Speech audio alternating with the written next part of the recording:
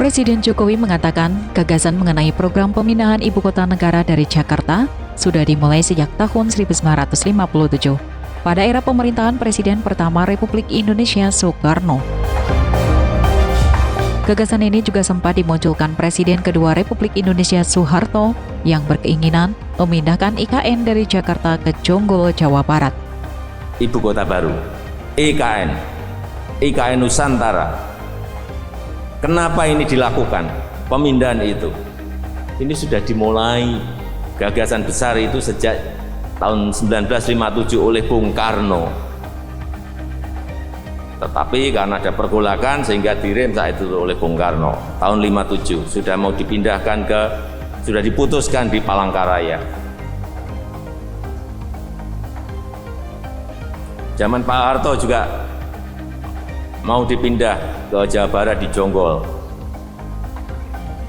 Batal juga karena ada pergolakan di 97-98. Presiden Jokowi mengatakan kajian tentang pemindahan IKN sudah berlangsung lama.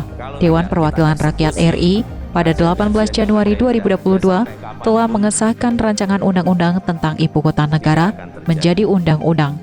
Ia mengatakan pemerataan ekonomi yang harus dilakukan pemerintah untuk mengukur hasil pembangunan di negeri ini, sebab, kata Presiden Jokowi, 58% produk domestik bruto berpusat di Pulau Jawa. Kita ingin yang namanya pemerataan, bukan Jawa sentris tapi Indonesia sentris. Pemerataan itu seperti apa sih? Kok dinamakan pemerataan? Iya, karena 58% PDB ekonomi, perputaran uang, perputaran ekonomi 58% itu ada di Jawa. Padahal kita memiliki 17.000 pulau. Ia mengatakan visi besar IKN bukan semata-mata memindahkan gedung pemerintahan dari Jakarta ke IKN Nusantara. Pertimbangannya adalah pemerintah akan menciptakan situasi bahwa magnet di negeri ini tidak hanya di Jakarta, ada juga di Nusantara. Selain masalah ekonomi, Presiden Jokowi juga mengungkapkan bahwa program IKN juga menyangkut populasi penduduk. Saat ini sebanyak 56% populasi penduduk Indonesia berada di Pulau Jawa, yaitu sebanyak 156 juta jiwa.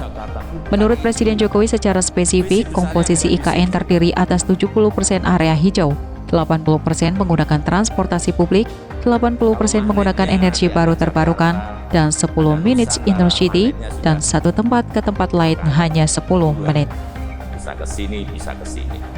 Kini progres pembangunan fisik ibu kota Nusantara dari hari ke hari terus mengalami peningkatan yang signifikan, yaitu telah mencapai 26% dari progres saat dikunjungi Presiden pada Februari lalu.